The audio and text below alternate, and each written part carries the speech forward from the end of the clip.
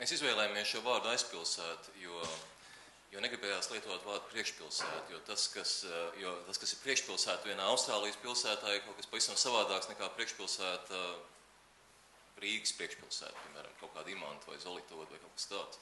Tā nav ne īsti pilsēta, ne īsti tuksnesis, bet kaut kas pa vidu starp pilsētu un tuksnesi, tāda ļoti īpaša vieta, kur notiekās arī ļoti īpaša dzīve. Es nolasīšu 3 tādas īstas stāstiņas no šīs stāstu grāmatas. Kad es vēl biju mazs, mūsu ielas galā, tukšā gruntsgabalā, kur nekad netika pļauta zāle, dzīvoja liels ūdens bifelis. Viņš gandrīz vienmēr gulēja, neliktamies neziņas par garām gājējiem, ja vien mēs nepiestājām paprasīt viņam padomu.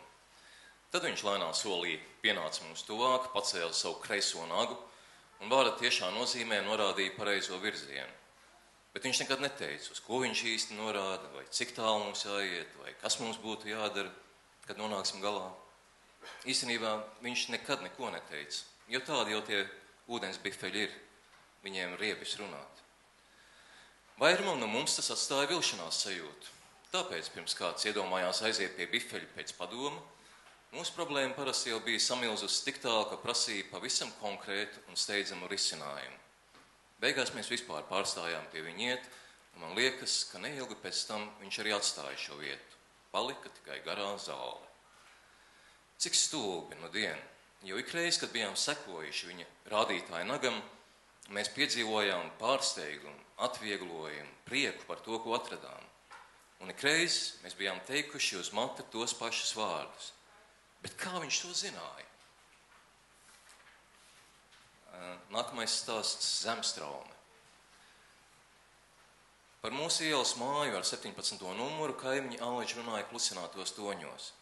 Viņa labi pazina mājas imītnieku biežos kliedzienus, durvju aizciršanas un plīstošu lietu trokšņus. Bet kādā veicīgā vasaras vakarā notika pavisam kas cits, kaut kas daudz interesantāks.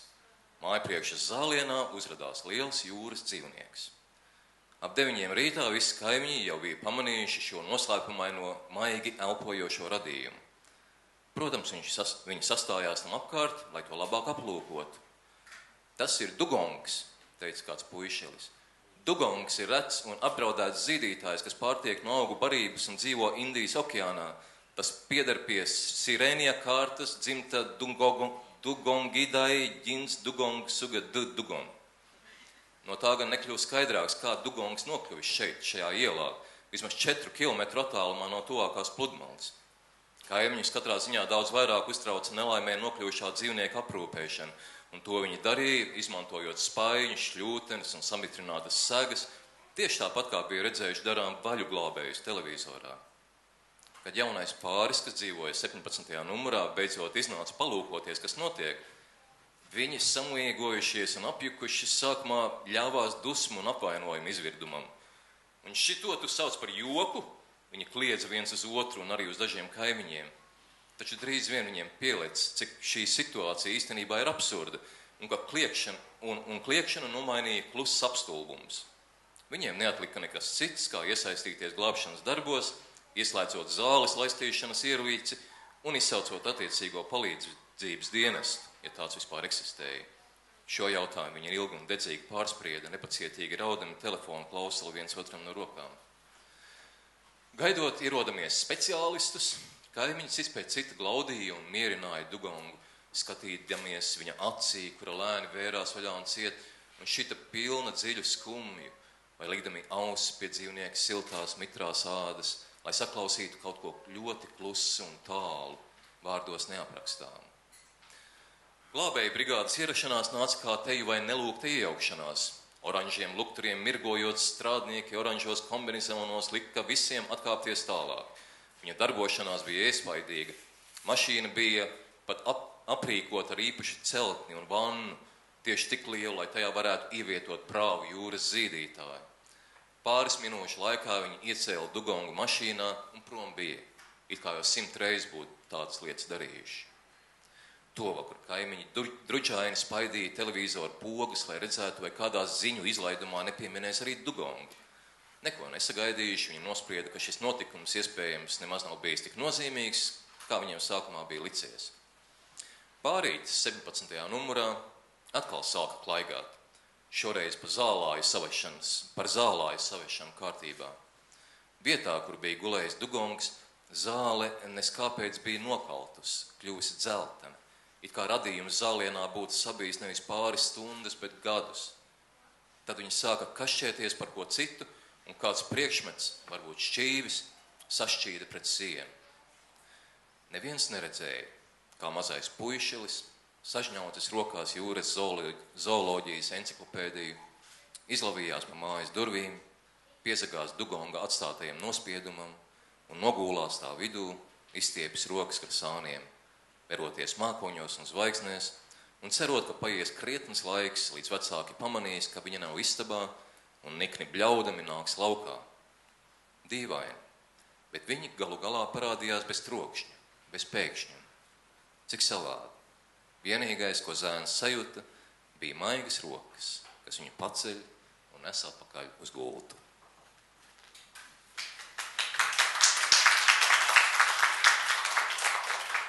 Un tad vēl viens īsts stāstiņš, kas saucās vāķēšana. Pērnziem kādā augstā naktī izcēlās ugunsgrēks mājā, kuras saimnieks pāris dienas pirms tam bija līdz nāvei sitis savu suni.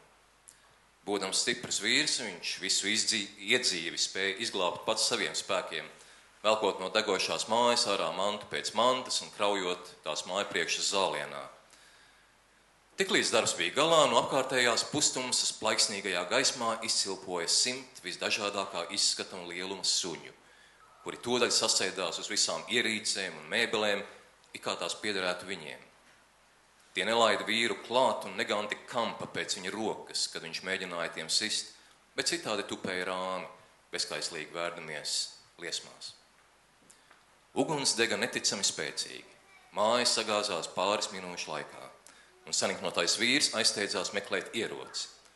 Suņi, kā pēc mājiena, nolieca zemē un dūmakainajā tumsā klusi riņķoja pa zālienu, pēc kārtas apčurādami katru izglābto mantu. Viņi iegaudojās tikai vienreiz, nevisai skaļi un ilgi, bet tik grūtsirdīgi, ka pat tie, kas to nespēja sadzirdēt, miegā tramīgi sagrozījās. Un tad viņi devās prom, izklīzdami pa ielām un ieliņām, noliektām galvām, klausoties savu nagu skrapstos uz betona celiņiem, vietā, kur kādreiz bija pletusies melna, neskārta zeme. Viņi neatskatījās ne uz pēdējām liesmiņām zālienā, ne arī uz vīru, kurš atgriezās ar veltīgi paņemto lauzni rokā un palika stāv un pelnos, viens un raudošs. Suņi domāja tikai par mājām, par silto suņu būdu smaržu, mazgājumiem paklājiņiem un gultām ar cilvēkiem, kas bija devuši suņiem dīvainus vārdus.